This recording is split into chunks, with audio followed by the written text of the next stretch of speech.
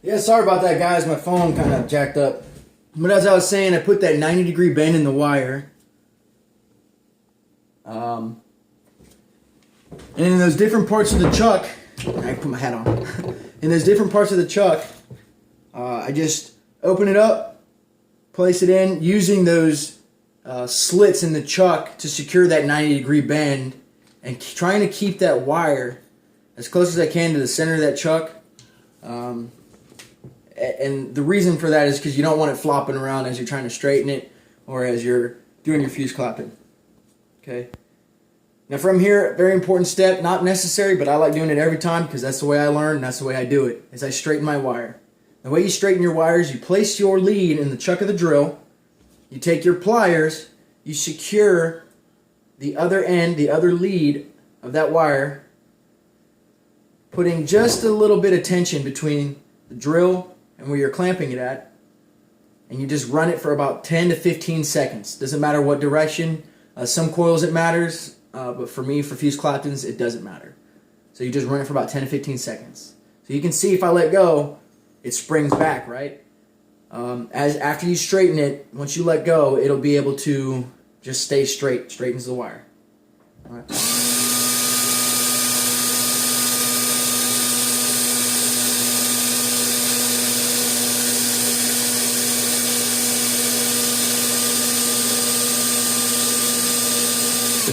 Okay. Once you complete that, for me it's important that I take my fingers and I run it along the straightened wire, and this helps remove some of the tension once you get down to the end and you let go.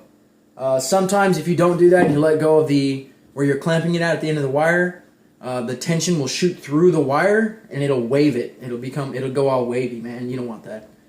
So now, as you can see, we got perfectly straight wire, and now what we'll do is we'll get into feeding it into the swivels and then placing it back in the chuck of the drill. So we have that one end that we made that 90-degree bend on, okay? And what we're going to do is we're going to take the end that we did not make the 90-degree bend, we're going to feed it through the swivel and double it back on itself, okay? So as you can see, we've got the wire fed through the swivel, and now it's doubled back on itself, all right? From here, just pull it tension, pull tight, pinch it with your fingers. You can grab pliers and pinch this down by the swivel to make it real pretty. I find it doesn't really matter because you're going to clip that end anyway. Now here for me, because the chuck of the drill doesn't come to a complete close, it's important that that original 90-degree bend that you made, that you bend the other lead a different direction. Okay? So I don't know if you can see, I've got one coming out to the left and one coming straight up. For you, it'd be one coming out to the right, one going straight up. All right. This is going to help me set it in the different portions of the chuck of the drill so that I can try to keep that wire as straight as I can and as centered in that chuck, even though it doesn't come to a complete close. Okay. So from here, and I'm not sure if you can see it or not, but they're running parallel to each other.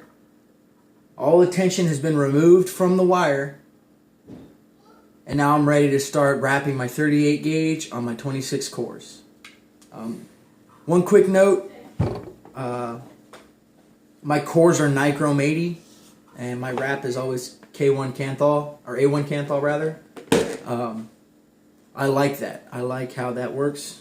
Like I said in the earlier video, it's up to you. It doesn't matter. I mean, make it how you want to make it. Make it all nichrome. Make it all anarchist. Make it all mad rabbit. It's up to you. Okay. Now, where these boxes come in handy, man, and I can't tell you enough, these boxes help you make coils. I place my box with my wire that feeds through in between my legs just to secure it. Then I take the wire that I'm wrapping my fuse clapton with, I place it into the chuck of the drill. Now you don't have to loosen it. There's gaps in the chuck of the drill already. Even when you have those closed chucks, there's a gap there. Or you can just wrap it around one of these leads that are poking out. And from here, you just start wrapping. Now for me, because I've been doing this so often, doing this so much, I know exactly how I can